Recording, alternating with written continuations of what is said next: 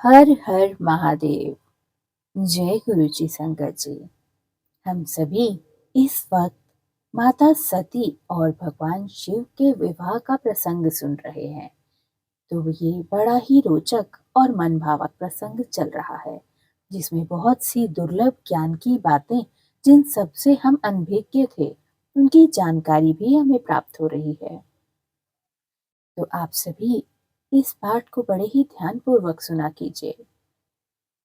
जय गुरु जी, शुक्राना गुरु जी। संगत जी, आज हम इसमें जानेंगे कि माता सती का प्रश्न था कि उसके उत्तर में भगवान शिव द्वारा जो ज्ञान उन्हें मिला एवं नवदा भक्ति के स्वरूप का विवेचन, इसके बारे में आज हम इस अध्याय में जानेंगे।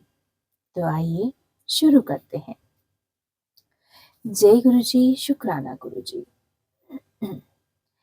कैलाश तथा हिमालय पर्वत श्री शिव और सती के विविध विहारों का विस्तार पूर्वक वर्णन करने के पश्चात ब्रह्मा जी ने कहा, मुने, एक दिन की बात है।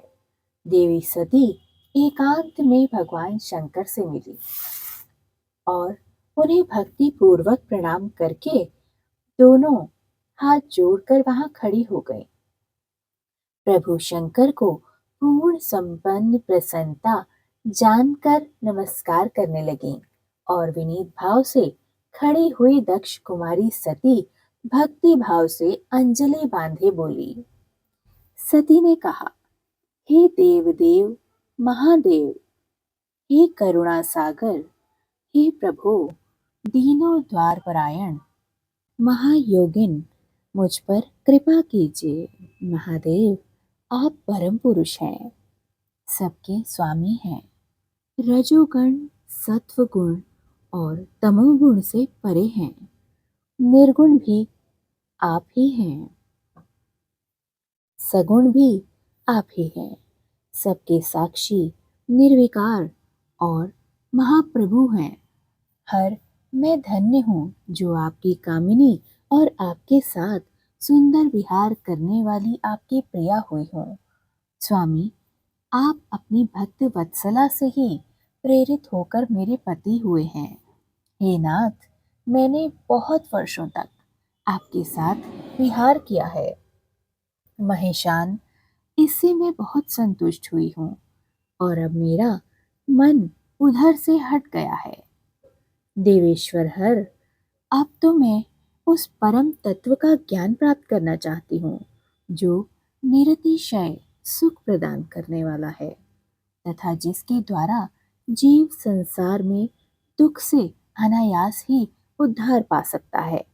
नाथ, जिस कर्म का अनुष्ठान करके विषयी जीव भी परम पद को प्राप्त कर ले और संसार के भवबंधन से परे हो जाए, उसे आप बताइए। मुझ पर कृपा कीजिए महादेव। ब्रह्मा जी कहते हैं, मुने, इस प्रकार आदि शक्ति महेश्वरी सती ने केवल जीवों के उद्धार के लिए जब उत्तम भक्ति भाव के साथ भगवान शंकर से प्रश्न किया, तब उनके उस प्रश्न को सुनकर स्वेच्छा से शरीर धारण करने वाले तथा योग के द्वारा भोग से विरक्त चित्त वाले स्वामी शिव ने अत्यंत प्रसन्न होकर सती से इस प्रकार कहा। शिव बोले, देवी दक्ष नंदिनी माहेश्वरी, सुनो सुनो प्रिया, मैं उसी परम तत्व का वर्णन करता हूँ जिससे वासनाबद्ध जीव तत्काल मुक्त हो सकता है। परमेश्वरी, तुम विज्ञान को परम तत्व जानो। विज्ञान वह है जिसके उदर से उदर होने पर मैं ब्रह्म हूँ, ऐसा दृढ़ निश्चय हो जाता है। ब्रह्म के सिवा दूसरी किसी वस्तु का स्मरण नहीं करता और ना ही किसी चीज का स्मरण रहता है। नाम तथा उस विज्ञानी पुरुष की बुद्धि सर्वथा शुद्ध हो जाती है। प्रिय, वह विद्वान, वह विज्ञान दुर्लभ है। इस त्रिलोकी में उसका ज्ञाता कोई विरला ही होता है, जो और जैसा भी हो सदा मेरा स्वरूप ही होगा।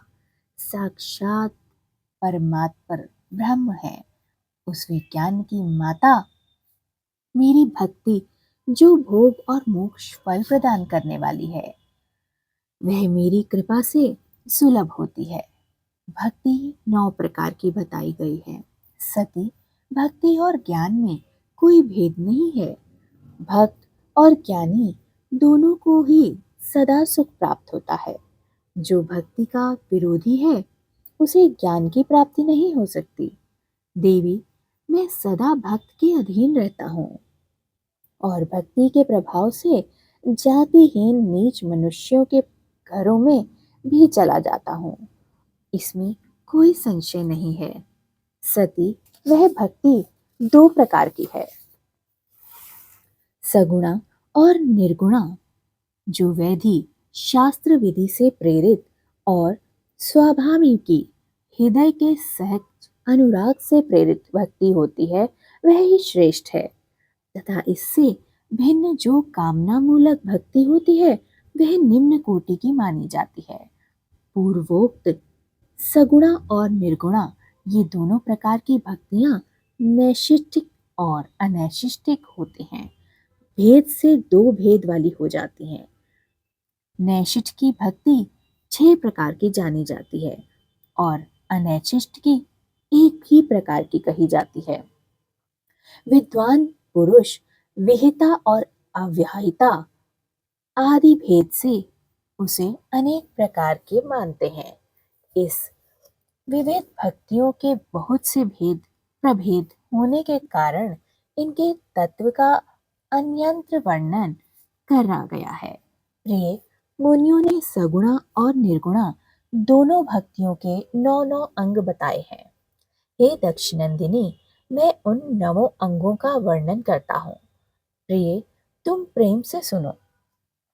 देवी श्रवण, कीर्तन, स्मरण, सेवन, दास्य, अर्चन, सदा मेरा वंदन, सख्य और आत्मसमर्पण, ये विद्वानों ने भक्ति के 9 अंग माने हैं। शिवे, भक्ति के उपांग भी बहुत से बताए गए हैं। देवी, तुम मन लगाकर मेरी भक्ति के पूर्वोक्त 9 अंगों के पृथक पृथक लक्षण सुनो। वे लक्षण भोग और मोक्ष प्रदान करने वाले हैं।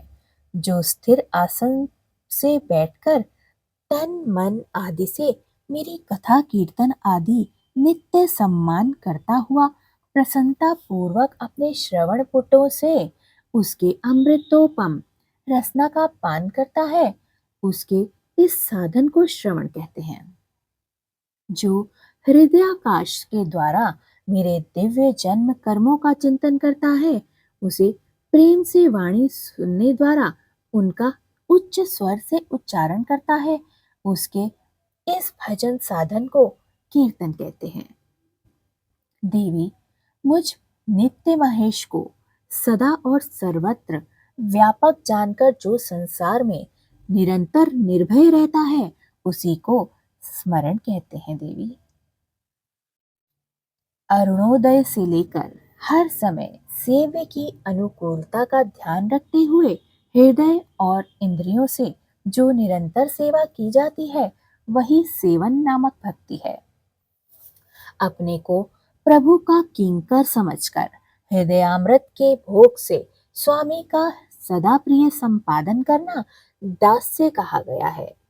अपने धन वैभव के अनुसार शास्त्रीय विधि से मुझ परमात्मन को सदा पाद्य आदि 16 उपचारों का जो स्मरण करना है, उसे अर्चन कहते हैं। मन से ध्यान और वाणी से वंदनात्मक मंत्रों के उच्चारण पूर्वक 8 अंगों से भूतल का स्पर्श करते हुए जो इष्ट देव को नमस्कार किया जाता है, उसे वंदन कहते हैं। ईश्वर मंगल या अमंगल जो कुछ भी करता है, वह सब मेरे मंगल के लिए ही है, ऐसा दृढ़ विश्वास रखना सख्य भक्ति का लक्षण है। देह आदि जो कुछ भी अपनी कही जाने वाली वस्तुएं हैं, वह सब भगवान की प्रसन्नता के लिए उन्हीं को समर्पित कर देना, निर्वाह के लिए भी कुछ बचा कर न रखना, अथवा निर्वाह की चिंता भी ना करना, चिंता रहित हो जाना आत्मसमर्पण कहलाता है। ये मेरी भक्ति के 9 अंग हैं, जो भोग और मोक्ष को प्रदान करने वाले हैं। इनसे ज्ञान का प्राकट्य होता है तथा ये सब साधन मुझे अत्यंत प्रिय हैं।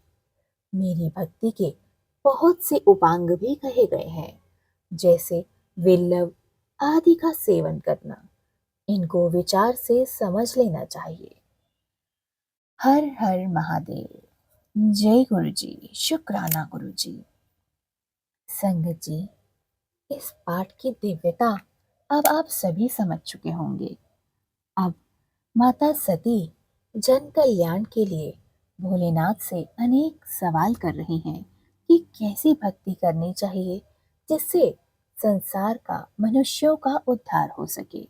इस वार्तालाप को सुनकर मन बहुत ही उमंग से भर जाता है कि किस प्रकार हमारे जगत पिता व जगत माता ने इस सृष्टि के उद्धार के लिए बातचीत की और हमें अनेक अवसर दिए। इन ग्रंथों के माध्यम से हम उन्हें समझ पा रहे हैं। तो जय गुरु जी, शुक्राना गुरु जी।